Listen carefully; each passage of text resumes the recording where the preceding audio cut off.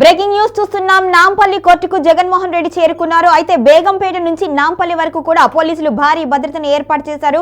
అభిమానులు ఒక్కసారిగా అక్కడికి గుమికూడడంతో హడావిడైతే నెలకొంది. అయితే అభిమానులు మాత్రం జగన్ కు ఘన స్వాగతం పలికారు. 2029లో రప్ప అంటూ కూడా ప్లెకార్డులు ప్రదర్శించారు. ఇక 12 గంటల వరకు కోర్టులో ఉంటూ ఆ తర్వాత అక్కడి నుంచి లోటస్ పాండ్ అయితే చేరుకునే అవకాశం ఉంది. ఇక లోటస్ పాండ్ లో ఆసక్తికర పరిణామం చోటు చేసుకునే అవకాశం ఉన్నట్లుగా ఊహాగానాలు అయితే వినిపిస్తున్నాయి. దాదాపు 23 నెలల తర్వాత హైదరాబాద్ కి వచ్చారు జగన్. ఇక 6 ఏళ్ల తర్వాత అయితే కోర్టుకు హాజరవుతున్నారు. మరి 23 నెలల తర్వాత ఆయన లోటస్ పాండ్ కూడా వెళ్లనున్నారు. మరి ఈ పరిణామం ఎలా ఉంటుంది అనేది ఆసక్తికరంగా ఉంది. ఒకవేళ షర్మిల కూడా లోటస్ పాండ్ లో ఉంటుందా, మరి షర్మిలకి విజయమ్మకి జగన్ కి మధ్య ఏం జరుగుతుంది అనేది ఇప్పుడు ఇంట్రెస్టింగ్ గా మారింది. మొత్తానికైతే 6 ఏళ్ల తర్వాత జగన్ అయితే నాంపల్లి కోర్టుకు చేరుకున్నారు. అక్రమ ఆస్తుల కేసులో ఖచ్చితంగా వ్యక్తిగత హాజరు కావాలి అంటూ కోర్టు ఆదేశాలు జారీ చేసింది.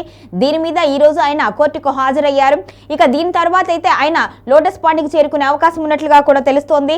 ఇక దారి మొత్తం పోలీసులు భద్రతను ఏర్పాటు చేశారు. ఇక కోర్టు ఆవరణలో కూడా న్యాయవాదులకు తప్ప ఇంకా ఎవరికి ఎంట్రీ లేనట్టుగా ఏర్పాట్లు అయితే పూర్తి చేశారు. మొత్తం పోలీసులు బారికేడ్లతో క్లోజ్ చేసినట్టుగా కనిపిస్తోంది. అభిమానులు అడ్డుకునే ప్రయత్నం చేసినా కూడా పోలీసులు అయితే వారిని నిలువరించారు. మొత్తానికైతే అభిమానుల కోలాహలం అయితే బేగంపేట నుంచి నాంపల్లి వరకు కనిపిస్తుంది. రహదారి మొత్తం అభిమానులతో జన సంద్రంతో అయితే నిండిపోయినట్లుగా మనకి విజువల్స్ చూస్తుంటేనే అర్థమవుతుంది.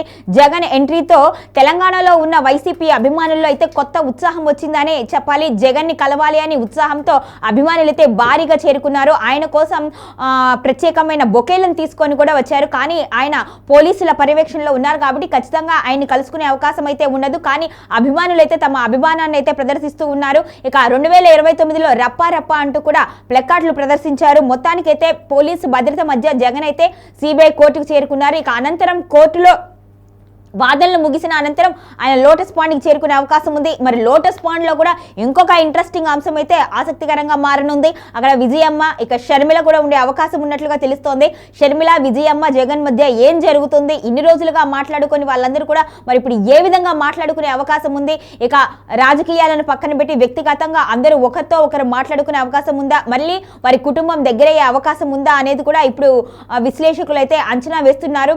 వ్యక్తిగతంగా రాజకీయంగా ఎలా ఉన్నా వ్యక్తిగతంగా అయితే ఒక ఫ్యామిలీ అనేది ఖచ్చితంగా కలిసి ఉండాలి.